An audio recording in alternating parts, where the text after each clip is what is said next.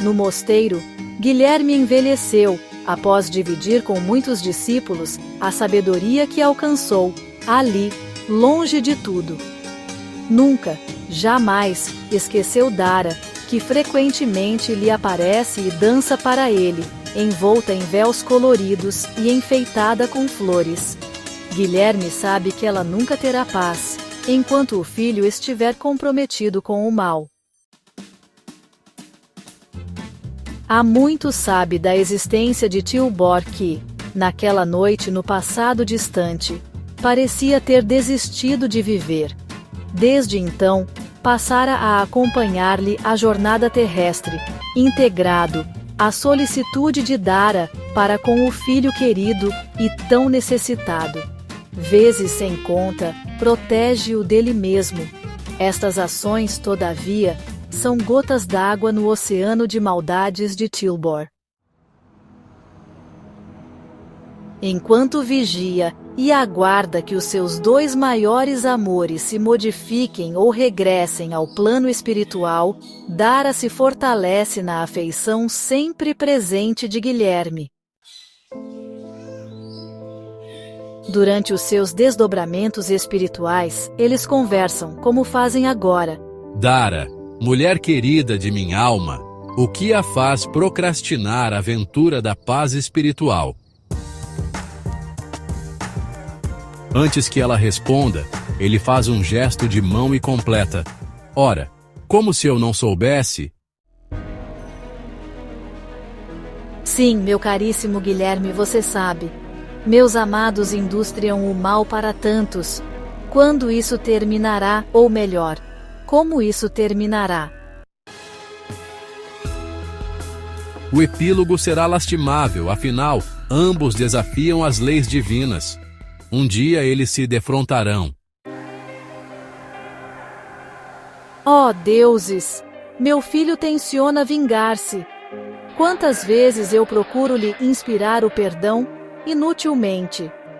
Quantas vezes aconselho o Marajá a implantar a justiça no seu reinado, mas ele finge não ouvir. Reiteradas vezes, porém, meu querido Amendra liberta seu coração e confessa seu amor por mim, esquecido dos seus preconceitos. Caso eu pertencesse à sua casta, nossa história teria sido diferente. Mas era exatamente este, minha querida, o desafio das suas vidas. Você também se atirou aos sofrimentos por ambição, recorda? Visando um futuro de riquezas, você fechou os olhos e se atirou no abismo.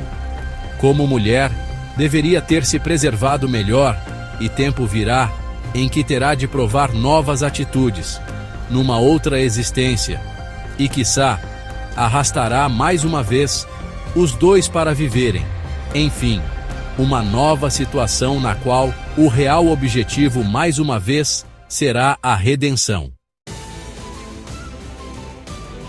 Censura-me, Guilherme. Os olhos de Dara estão marejados. Não a você, mas aos seus atos, que causaram tantos sofrimentos, mormente para seu filho, espírito tão carente de orientação e de amor. Somente um amor abnegado pode transformar almas assim, Dara. Quando a mulher se consorcia, ela não apenas escolhe o companheiro para a sua vida, mas, sobretudo, um pai para os seus filhos, sem esquecer que com o homem acontece o mesmo. São tão lógicas as suas ilações. Reconheço tudo isso, acredite. A consciência dos nossos erros denota algum progresso. Valer-nos-á muito na próxima oportunidade. Praza aos céus, saibamos aproveitá-la melhor. Infelizmente, não é o que vemos. Quase sempre recaímos nos mesmos erros, devido às nossas patentes imperfeições. Você é tão sábio, Guilherme. Tivesse eu amado você, e minha vida teria sido diferente, mas me apaixonei doidamente por Ramendra, por sua beleza, ostentação e fascínio. Nós sabemos que no coração ninguém manda, não é? Desanuvie estes pensamentos e seja feliz dentro das possibilidades, enquanto aguarda um futuro melhor. Perdoe-me por tudo. Nada tenho a perdoar. Conte sempre com minha eterna afeição e com o meu auxílio. Evoque-me sempre que precisar, e lá estarei de coração aberto e grato aos céus pela oportunidade de demonstrar-lhe o meu amor e fazer a vontade do nosso Criador, que nos manda amar o nosso próximo como a nós mesmos. Não foi por acaso que nos reencontramos nesta existência. E assim Deus cuida das suas criaturas em qualquer plano de vida. Abraçam-se, fraternos e amorosos. Dara, tirando uma flor dos cabelos, entrega-a a Guilherme que, regressando ao corpo, surpreende-se com a mesma nas mãos. Beija-a, zeloso e grato, como se o fizesse a mulher amada. A despeito da dor e da saudade, o barão estipula algum tempo para o noivado de Danilo e Astride. Danilo torna-se cada vez mais íntimo da casa e da família. Também ele se apresta para o próximo futuro que modificará, radicalmente, a sua vida. Diante dessas compreensíveis providências, Celeste revolta-se e demonstra o ciúme que carrega na alma, apesar de conhecer os parâmetros que nortearam sua passada relação com Danilo. Apesar de tudo, ela ama Danilo e decide abordá-lo. Muito bem, agora que vai se casar, o que eu faço com os meus sentimentos? Jamais pensei em enfrentar tal situação. Você me parecia um solteirão inveterado. Vincos na testa, profundamente contrariado, Danilo procura as palavras certas para responder sem magoá-la. Celeste, seja razoável. Nunca me comprometi com você. Somos adultos e eu fui sincero desde o primeiro momento, lembra? Algo desconcertada, ela responde, quase em lágrimas. Eu me acostumei ao seu amor, Danilo. Não ao amor, Celeste, mas à paixão que, como um fogo, devora e depois se transforma em cinzas. Nada resta, nada, quando o verdadeiro amor não a acompanha. Foi o que aconteceu entre nós. Com você, não comigo. Aprendi a amá-lo de verdade. O risco que ambos sabíamos estar correndo, minha cara. Todavia, eu é que sou deixada de lado. Perdoe-me, mas nada posso fazer. Não conte comigo e nem se humilhe. Saia dessa situação com dignidade. Há tanto tempo me posicionei diante de você, e você ainda me fala como se tudo estivesse acontecendo agora? Situe-se, Celeste, e seja mais sensata. Mordendo os lábios, ela se cala, aparentando conformação, mas decide agir. Alcançando-lhe as intenções, ele avisa: cuide-se para não me criar embaraços. Seria péssimo, não apenas para mim. Recorde como tudo começou. Muito bem. Se eu o persegui até convencê-lo da minha afeição, você me aceitou comodamente. Celeste está irada. Punhos fechados. As unhas compridas quase lhe ferem as palmas das mãos. Sente vontade de atirar-se contra Danilo, mas como ousar tanto? Existe uma hierarquia que jamais fora quebrada, e códigos de relação que nunca transpôs, nem poderia fazê-lo, porque Danilo jamais permitiu. Recorda a própria persistência em conquistar-lhe o coração, coisa que nunca conseguiu.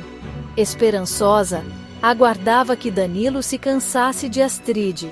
Ao invés disso, ele se compromete, cada vez mais, marcando o casamento.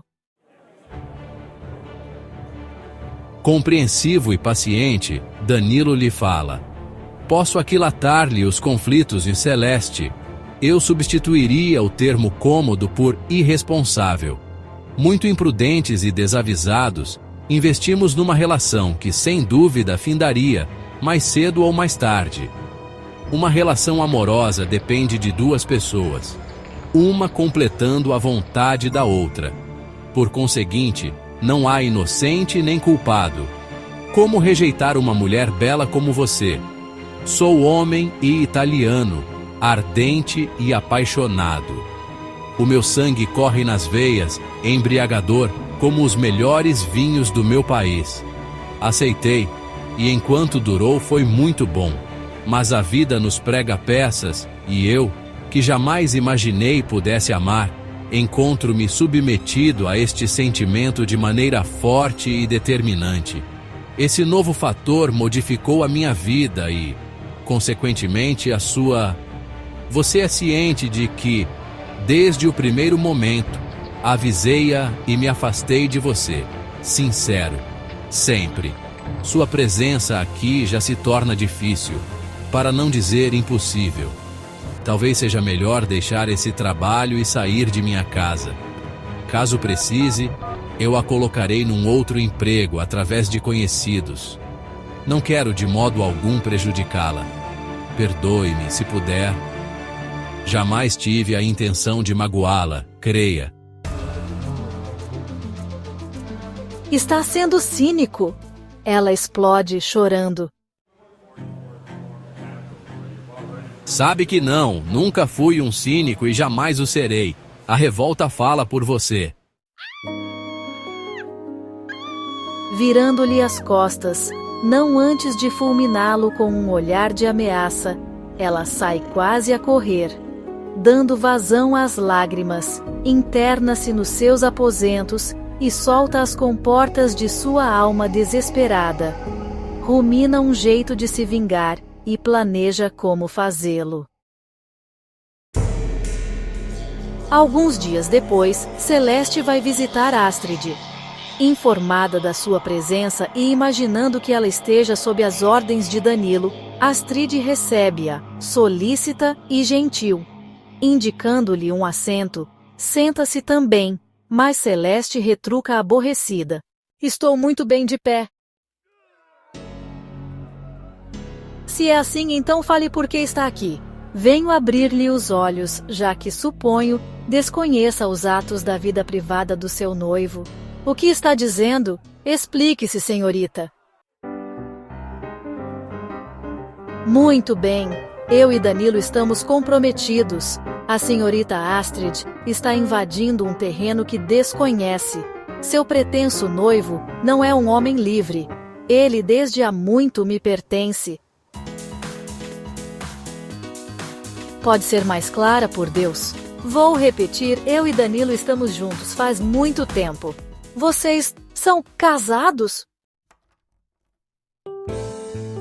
Casados? E para quê? O que importa é o amor, e Danilo me faz muito feliz. O resto é pura balela, coisas para pessoas puritanas. Pálida de morte, Astrid imagina-se num terrível pesadelo. Os seus sonhos de felicidade estão ruindo por terra. Neste instante, irrompe na sala o próprio Danilo que, surpreendendo a cena, compreende tudo. Constatando a inexplicável ausência de Celeste nas suas obrigações diárias, o coração lhe segredara que ela dera vazão à sua revolta. A primeira pessoa a quem ela atacaria, sem dúvida, seria Astrid. Por isso correra, rápido, para a casa da noiva. Astrid, ouça-me por Deus. Precipitada e impulsiva, Astrid sai da sala correndo, sem olhar para trás. Tropeça numa cadeira, quase cai. Equilibra-se e segue o seu caminho, desaparecendo no interior da casa, sem mais delongas. Ao fitar o noivo, adivinhou-lhe a culpa. Ele sequer negou. Desejava explicar-se? Explicar o quê? Enquanto corre em direção aos seus aposentos, um pranto convulsivo a alcança. No caminho esbarra no pai que vem chegando. O que tem, filha? Devolva isto a Danilo, por favor, e diga a ele para nunca mais me procurar. Pasmo, ele recebe a joia, enquanto clama por Carlota e lhe mostra Astrid que, tremendo, encosta-se na parede. Abatida, incapaz de prosseguir na intenção de alcançar os próprios aposentos. Carlota sustenta-a e leva-a para o seu quarto. Ali, ajuda-a a deitar-se, diz-lhe palavras de conforto e pede-lhe que aguarde, pois vai buscar-lhe gotas calmantes. Em prantos convulsos, Astrid concorda com um aceno de cabeça e enterra o rosto nos travesseiros para abafar os gritos de sua alma desesperada. Sua vida, antes tão prenhe de esperanças, parece tingir-se de negro, completamente.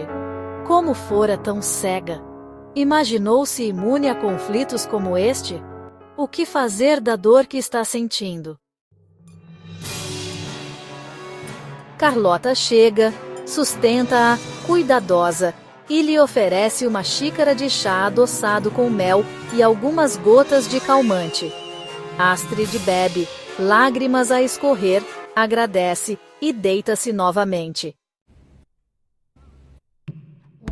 Seus pensamentos, um caos. Seu mundo íntimo está transtornado. O que virá? Como será sua vida depois disso? Alguns minutos mais de pranto, e ela adormece, dominada pelo medicamento e pela exaustão. Quando adentra a sala, o barão dirige-se a Danilo, e em silêncio, abre a mão exibindo a joia preciosa que representou, até então, a aliança amorosa entre ele e Astrid. Perdoe-me os atropelos desta hora, peço-lhe. Eu me explicarei devidamente ao Senhor e a Astrid, caso ela queira me ouvir. Eu o ouvirei quando desejar. De Astrid, porém, sequer conseguirá aproximar-se depois desta hora, se eu conheço bem minha filha. Ela lhe envia um recado com a devolução deste anel, de que nunca mais a procure. Esta não é a sua assistente? Sim, e é também o motivo do nosso desentendimento. O que me faz supor que ela não seja apenas sua assistente? Pálido, Danilo silencia. Por favor, deixe esta casa e faça aquilo que minha filha lhe pediu. Não me julgue precipitadamente, senhor barão. Perdoe-me. O que me redime é que, ao conhecer Astrid, desvencilhei-me de uma relação sem compromissos e me posicionei aberta e sinceramente com esta que aqui está cobrando direitos que não possui. Que seja, concordo, mas apesar de tudo, amo sua filha, que me conquistou no presente para a eternidade. Astrid age por impulso. Está ofendida nos seus brios de mulher e tem razão. Preciso se faz, porém, ouvir-me antes de condenar-me como está fazendo. Nunca teve casos, senhor barão. Não me use para desculpar-se, senhor conde Danilo. Admita que está me tirando a oportunidade de defesa por puro preconceito. Cada qual por sua vez, depois Astrid me ouvirá quando estiver mais calma. Sua opinião a meu respeito, todavia, é importante demais, senhor barão. Por Deus, estamos nos constrangendo desastradamente, caro Danilo. Deixemos para outra ocasião. A presença dessa mulher nos impede de falarmos mais abertamente. Francamente, minha senhora, que desastre! Se alguém aqui está na berlinda, esse alguém é a senhora. Expor-se dessa forma, vir aqui desafiar minha filha. Com efeito, o que faz aí parada? Não vê que não é bem-vinda? Já ateou o fogo. Quer ver queimar até o fim? Encarando-a, desafiador, ele a induz a retirar-se. Corando até a raiz dos cabelos, Celeste se dirige para a saída, depois de sorrir, vitoriosa e debochada, na direção de Danilo. Agora nós, senhor barão. Ao vê-la desaparecer, Danilo insiste. Caríssimo amigo, quando adentrei os portais desta nobre casa, me sentia, tal qual agora ainda me sinto, digno de aqui estar e de pleitear a mão de sua filha, apesar de tudo, pela justiça de uma consciência tranquila. Pois bem, antes de conhecê-la, sendo um homem normal, com todas as necessidades da matéria, nas carências afetivas que assaltam todas as almas e sem haver encontrado a pessoa certa, aquela que chega e muda definitivamente a nossa vida, tenho me envolvido esporadicamente com muitas mulheres em relações que pouco têm durado. No meu caso, porém, além daquelas que casualmente atravessam o meu caminho, tenho dentro de casa, por necessidades técnicas e profissionais, e aí o meu maior erro, sem dúvida, uma mulher que, além de ser minha sábia e competente assistente, envolveu-se comigo, sentimentalmente, no dia a dia, enfrentando as diversas dificuldades que o meu trabalho acarreta e aproximando-nos perigosamente, entregamo-nos um ao outro, sem explicações ou responsabilidades de parte a parte. Confesso que me acomodei, quando deveria preservar-me, todavia. O tempo passa e não observei, imprudente que fui, que a senhorita Celeste abrigava no seu coração esperanças vãs a meu respeito. Quando, enfim, conheci Astrid, vi-me fortemente interessado. Senti-me abismado em meio aos sentimentos novos que me alcançavam, modificando-me a maneira de pensar a respeito do verdadeiro amor. Pois bem, a partir de então, distanciei-me de Celeste, posicionando-me e recuperando a minha liberdade de homem. Ela, porém, não aceitando a nova situação, passou a amargar sentimentos de revolta e de vingança contra mim, vindo hoje se expor dessa maneira, e diante de Astrid que, ingênua e ignorante do mundo nas suas relações, nem sempre honestas, caiu na esparrela preparada por Celeste, mulher experimentada na vida. Mulher inteligente que é, todavia, há de entender-me quando permitir que me explique devidamente. Lamento, deveras, este terrível constrangimento, creia-me. Sou-lhe imensamente grato por ter me ouvido paciente. Quero afirmar que serei obstinado naquilo que pretendo com relação à sua filha. Para o meu coração comprometido, nada é mais importante, nem mais desejável, que o amor de Astrid, minha noiva, por mim assim considerada sempre e acima de quaisquer circunstâncias. Nosso amor nos auxiliará a superar quaisquer barreiras. Danilo se cala, dando por terminado o seu discurso. Pois digo que se engana em parte porque existem barreiras e barreiras. Uma delas, a mais intransponível, será o orgulho ferido de Astrid. Caso os anjos tivessem defeitos, Este seria o de minha filha mais velha. Ela é extremamente sensível quanto às coisas do coração, e prima por elas. Julga com acerto, mas não aceita fraquezas de quem quer que seja. Espera sempre que todos tenham a sua força moral. Como pode concluir, não será fácil. Eu não disse que seria fácil, caro barão. Em verdade, sei que deverei enfrentar, pacientemente, grandes dificuldades, antes de convencê-la da sinceridade do meu amor e de fazê-la entender que o meu comportamento, dentro dos padrões realistas, nada tem de reprovável. E esta filha é, no momento, a única que me resta, minha esperança de felicidade e de futuros netos. Isso caso minha Ingrid nunca mais regresse para casa. Estará ela viva ou morta? A esta indagação, o barão embarga a voz, pranto na garganta. Ela está bem e regressará sã e salva. Como pode afirmar isso? Não esqueça que convivo com os dois planos de vida, o material e o espiritual. Confesso que isso me assusta, mormente agora, quando uma pessoa que vive de maneira semelhante parece ter nos arrebatado Ingrid. Algo ofendido, Danilo responde frontalmente: Senhor barão, com todo respeito, somos homens cultos e civilizados. Sejamos dignos da razão esclarecida que nos caracteriza. Não misture, peço-lhe, o joio com o trigo.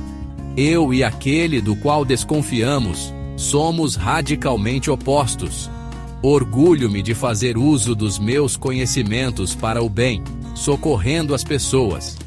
Nestas práticas que nada possuem de assustadoras, tenho me mantido vigilante no que diz respeito à sua filha, movimentando as forças sutis e poderosas com as quais convivo, a favor dela. Por isso aconselho que renovem dia a dia as suas esperanças, porque no nosso destino prosseguiremos todos juntos, unidos e felizes. Apesar das reservas que tenho quanto às práticas das quais fala, agradeço-lhe pela esperança com a qual nos acena. Não me julgue um ingrato, nem um ignorante, por favor.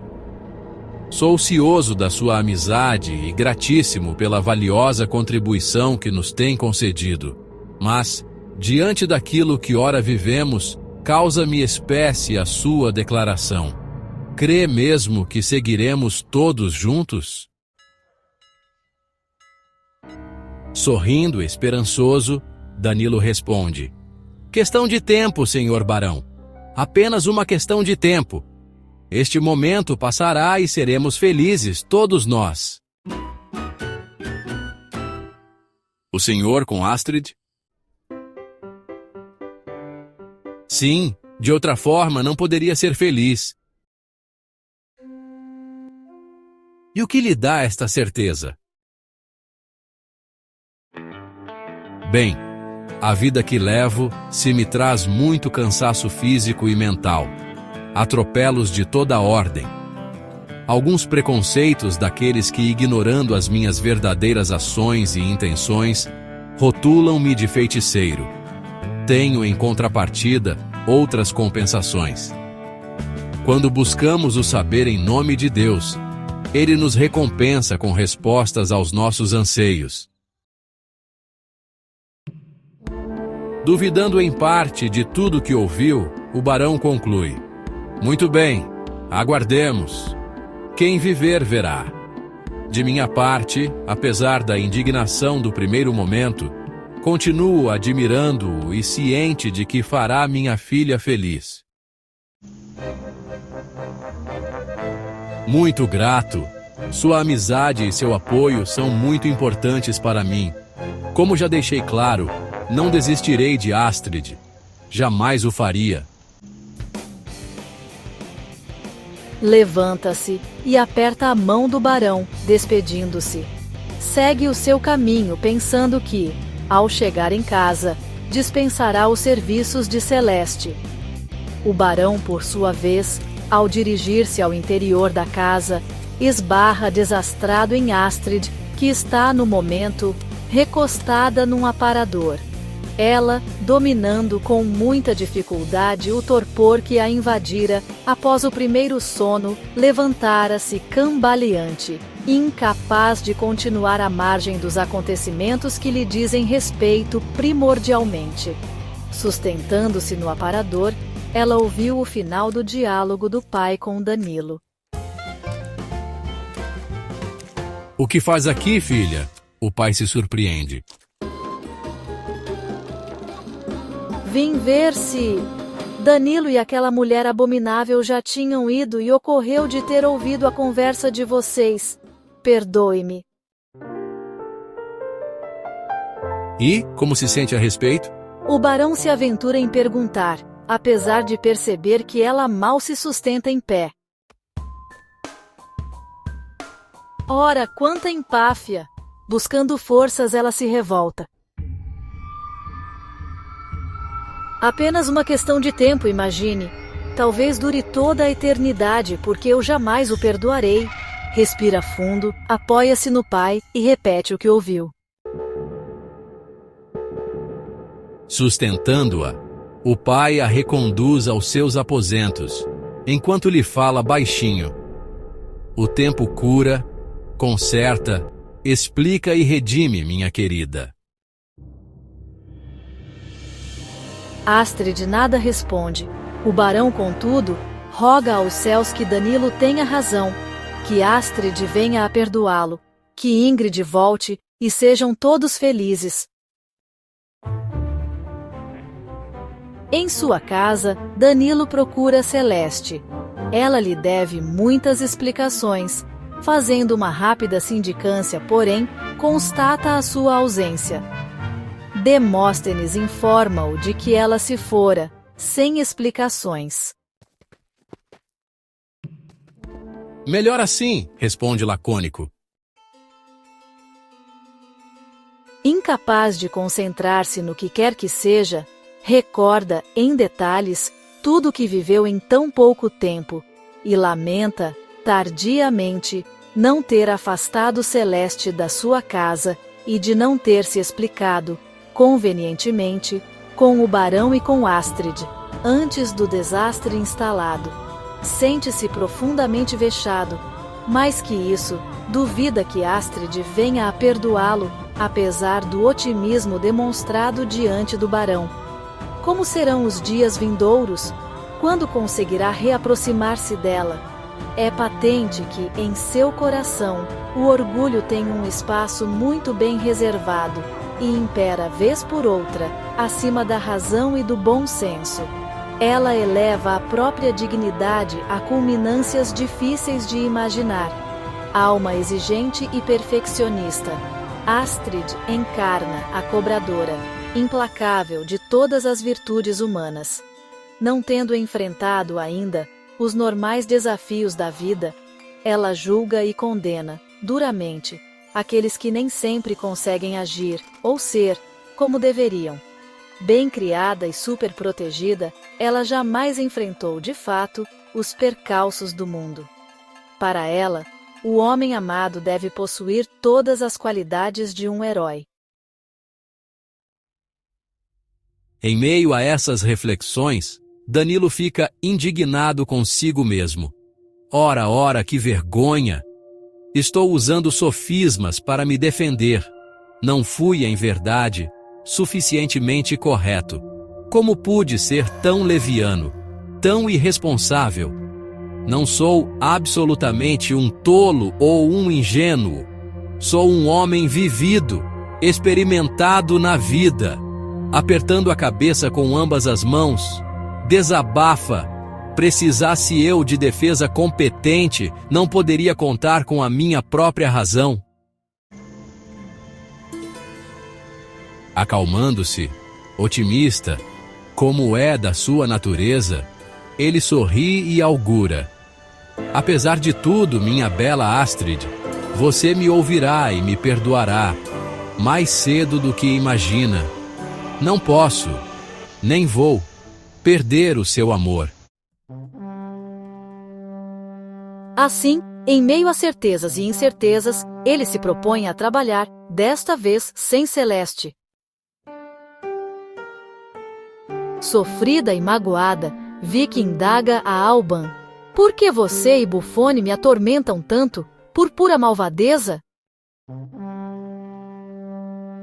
Displicente, ela responde: categórica. Obedecemos ordens, apenas isso. Não acredito.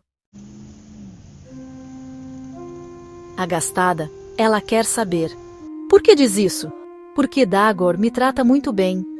Concluo que, apesar de ordenar-lhes que me vigiem, não deve querer que me maltratem. Furiosa, Alban fuzila Vicky com um olhar de ameaça. Sem se intimidar, esta prossegue: apesar de tudo que me fazem, sinto pena de vocês. Odeio quando se dirige a nós desta maneira. Você é incansável, não? Gosta de parecer melhor que nós. Ser melhor que vocês não exige esforço, Albaan. Afinal, por que me odeia tanto? Não vê que estou aqui contra a minha vontade? Sente ciúmes?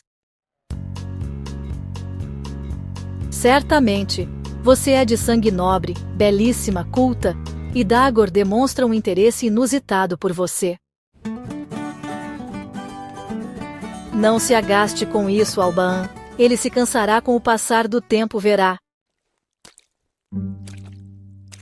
Duvidando, ela silencia. Minutos depois, aventa a hipótese. Sua família acabará por encontrá-la, mais cedo ou mais tarde. Eu gostaria muito que se fosse para sempre. Nunca, jamais deveria ter entrado nas nossas vidas, Vicky. Não tivessem me sequestrado e eu não estaria aqui, como sabe, não foi opção minha. Acredito também que minha família me encontrará. Isso, se vocês não me destruírem antes. Sorrindo, sombria, Alban pede: não me tente. Sabe quantas vezes já me esforcei para isso, mas você sai incólume, a despeito de tudo. Não vê nisso a ação poderosa de Deus? Não, vejo a ação poderosa de Dagor. Sabe quantos castigos tem nos infligido por sua causa? Bastaria me atormentar menos, não acha? Forre-se aos castigos de que fala, me poupando. Você confessa que ele a protege contra nós e espera que eu aceite isso? Por certo não me conhece. Lamento, deveras. Se me desse oportunidade, poderíamos nos conhecer melhor e ser amigas. Ainda tenho esperanças de que, um dia, você se modifique. Avermelhada pela ira, Alban se levanta e se atira sobre ela. Segurando-a pelos cabelos, passa a esbofeteá-la, desvairada. Gemendo e chorando de dor, Vicky surpreendeu-lhe uma notável transformação. Os seus traços fisionômicos parecem ter sido cobertos por outros que se modificam, por sua vez, em faces de horror que lhe causam arrepios. Cansando-se, satisfeita, ela larga a sua presa e se afasta, arrastando os pés. Seu caminhar é pesado e algo claudicante. Casquinando uma risada, desaparece nos corredores. Enquanto banha o rosto para amenizar a dor, trêmula, indignada, lágrimas abundantes a rolar, Vicky recorda que na noite passada esteve com Astrid. Ela chegou suavemente, como se flutuasse no piso, e se dirigiu a ela, com um sorriso luminoso. Aconchegando-a ao peito, disse-lhe palavras de conforto, acenando-lhe com a esperança do feliz reencontro num futuro próximo. Em prantos, desabafando a dor física e moral, ela se socorre na recordação de sua casa e os seus. Exausta, faz as suas orações e dorme. Nos seus trabalhos, algumas vezes, Daghor faz uso das suas energias jovens e estuantes, adormecendo-a profundamente. Todavia, preserva-a, não lhe exaurindo as forças, para não prejudicar-lhe a saúde. Em verdade, guarda-a para si mesmo, e nesse sentido, os ciúmes de Alban têm razão de ser. Quando exercita os rituais de bruxaria, tudo se modifica nele e ao seu redor. Nesse momento, ele se transforma numa entidade inquieta e cheia de trejeitos esdrúxulos, voz cavernosa e olhar terrível. Atendendo às suas evocações, por vezes impositivas, por vezes lamentosas, em meio a línguas desconhecidas, surgem, vindos não se sabe de onde, seres animalescos, diabólicos, de todos os tamanhos, formas e colorações. Seus comportamentos são semelhantes. Turbulentos, agitados, desconfiados, selvagens. Ao chegar, farejam a comida servida em grandes recipientes e que se compõe de carnes cruas, miúdos de animais e outros alimentos similares. Após se fartarem, expressam-se por meio de silvos e ruídos característicos, alguns estridentes, alguns cavernosos, mas todos profundamente desarmônicos, movimentando-se ao redor de Tilbor. Suas cores variam dos tons mais escuros aos mais difusos. Num matiz de tons marrons e acinzentados, eles às vezes parecem negros, peludos em excesso, ou de pelagem curta, pele lisa e áspera, escura e quase impermeável. Membros muito longos, muito curtos, ou tortos, unhas compridas que fazem ruído ao chocar-se com o piso sobre o qual caminham, quase sempre de quatro. Quando se indispõem uns com os outros, engalfinham-se, na disputa pela comida, ou sem motivo aparente. Seus olhos são penetrantes, miúdos, saltados e redondos. As orelhas, tal qual as dos morcegos, quase sempre estão de pé como antenas móveis.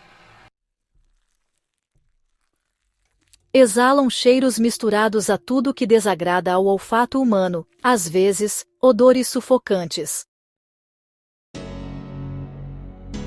Comandando-os, Daghor trabalha com evocações, nomes, endereços, pedidos em profusão, confiante em resolver satisfatoriamente todas as demandas. Após o término desses rituais, ele deixa algumas ordens para Alban sobre esta ou aquela maneira de agir e ordena ao anão e a alguns outros que limpem e reorganizem tudo. Por sua vez, banha-se num ritual de limpeza. Depois veste suas roupas elegantes, negras e luxuosas. Ato contínuo vai visitar Vikim. Encontrando-a adormecida ainda, ministra-lhe algumas gotas de um licor de estranho odor e aplica-lhe, com as mãos, forças revigorantes, despertando-a. Ela abre os olhos tranquila, suspira profundamente, fecha-os de novo e volta a dormir, respirando suavemente. Ele se inclina para beijar-lhe o rosto, mas se afasta, em choque. Surpreende-lhe a vermelhidão das faces e conclui que Alban mais uma vez se excedera. Vai procurá-la e castiga-a duramente. Em prantos, Corpo lanhado de chicote, ela pragueja e jura destruir Vicky, enquanto se socorre com os medicamentos adequados. Afastando-se, satisfeito com o corretivo aplicado na sua insubordinada assistente, ele segue o seu caminho pensando: ninguém magoará você para continuar impune, minha Vicky. Não sei o que o futuro nos reserva, mas você estará nele. Não é a primeira, nem será a última vez que nos encontramos, minha bela. Você me amará, e juntos conquistaremos o mundo ao nosso redor. Anseio pelo dia no qual você será minha, enfim. Estes sentimentos, que ele não consegue disfarçar, exasperam Alban. Enquanto ele viveu os seus amores de longe, ela podia suportar, mas agora, sua pior rival está ali, sob o mesmo teto e sob a sua guarda e proteção, por ironia de todos os demônios. Revoltada enquanto se socorre, promete: um dia eu me vingarei. Buffone sorri debochado, imaginando que gostaria igualmente de vingar-se dela e de Dagor. Embora maltrate Vicky, ele já desenvolveu por ela um estranho sentimento, misto de piedade e encantamento. A sombra de sua alma danada anseia por algo melhor, que possa iluminar-lhe o íntimo mau e empedernido. Suspira, ao pensar que é muito feio e desajeitado. Com um sorriso de enlevo, imagina-se belo, alto, admirado, passível de ser amado. Observando-lhe, contrariada à abstração, Alban tira-o das suas reflexões e sonhos com alguns tapas sonoros, recambiando-o à sua realidade. Já que não pode reagir contra Dagor, descarrega sua raiva nele. Há algum tempo, suspeita que este feioso, torto e infeliz está de beicinho por Vicky. Ah, se Dagor descobre, teremos mais um animal para os sacrifícios.